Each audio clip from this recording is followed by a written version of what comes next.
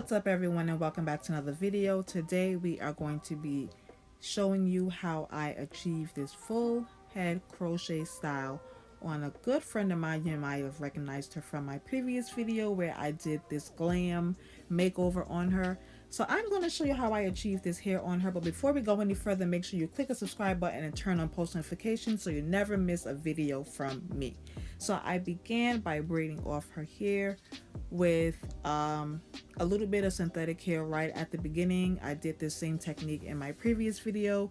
This time I did not do her parts, and I didn't use zigzag parts with Sheila. I just did her hair going straight back, and I'm making sure not to braid her hair tightly. I like to do really small braids in the front because it gives a closer illusion of scalp as opposed to just a bunch of crochet braids, if that makes sense. So I like to use, as you can see with these two braids right here, they're very close to each other in the beginning portion of her hair, and it just looks overall it just looks a lot better. We had a good old time. We were watching what were we watching, Real Love, or whatever it's called. It's the show with all the black folks, the reality show where they go to find love, and we had such a good time watching that show. But we're going to continue by just adding a little bit of synthetic hair right to the beginning of her braid. And these braids I am doing to the crown of her head. If you watch my previous crochet video, when it comes to the back, I did the braids going horizontally, so from ear to ear. This time I did not do the braids going up, as you've seen in the previous video where the nape area they had cornrows going towards the crown. She is a runner, she's a marathon runner, and she preferred the braids going from ear to ear horizontally, so that is what I'm doing for her this time.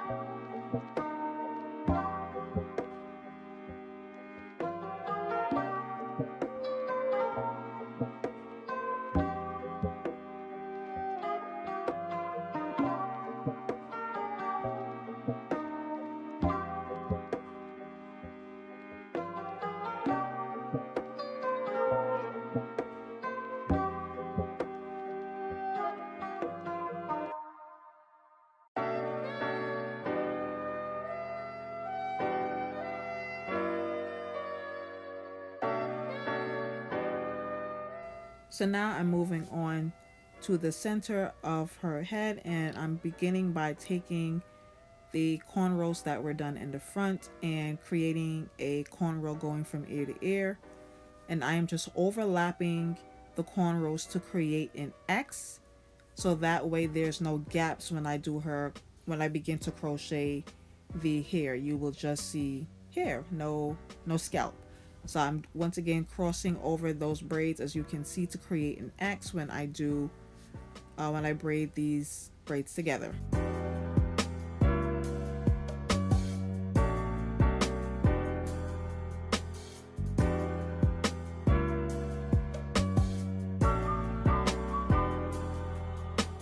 And I'm going to begin braiding going from, what is this, left to right. In the video it looks, right to left, but So I'm taking the braid that was done previously and laying it flat against her head, and then I'm going to add it into the braid that I am doing. So that way when she is taking down her hair, although I always take her hair down, if the client were to take down their hair by themselves, it is just a matter of one braid they have to find to start, and then everything else kind of flows from there. So as always, I'm crocheting her existing braid into itself, and I'm going to use these grow, I think they're from Kaleidoscope, the Miracle Drops, and I'm just using this to hydrate her scalp. Her hair is freshly washed, and she did have it oiled and all of that prior to. So this hair is from Beshe. It is their deep twist hair. I'm using the colors 1B and number 30. So I like to take one strand of the hair and divide it into a minimum of at least 3 to 4 strands. If I can get more, great. You don't want to put this hair in as is because it will create bulk, it will not look natural, and you'll end up using a lot more hair.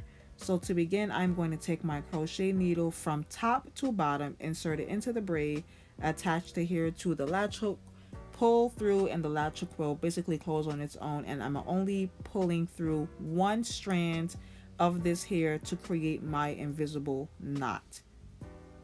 The key is to make sure that you are inserting your crochet hook from top to bottom, because we want, when she lifts this hair up, to put it into a high bun, that the knot will be on the opposite side and not seen from the nape of her head. So I'm going to continue this process throughout her entire perimeter. That way she will be able to put her hair up into a bun.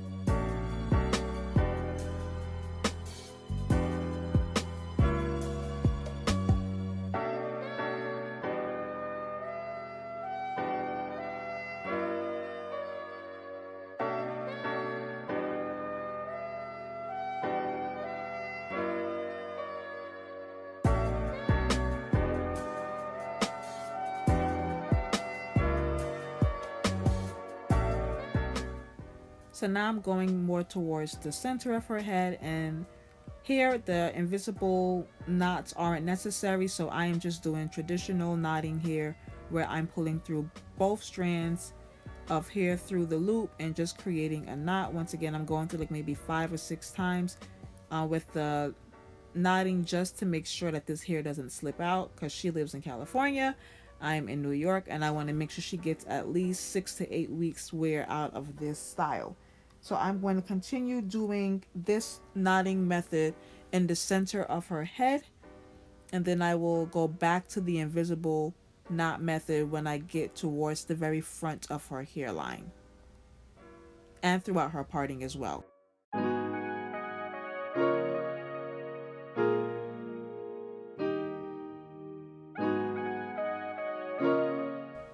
So I'm continuing the process with the traditional knotting, and because she does not wear her parts this low, there's no need for an invisible knot here. However, when I get right towards the very the beginning where her edges are, I am putting invisible knots there, so that way it is seamless.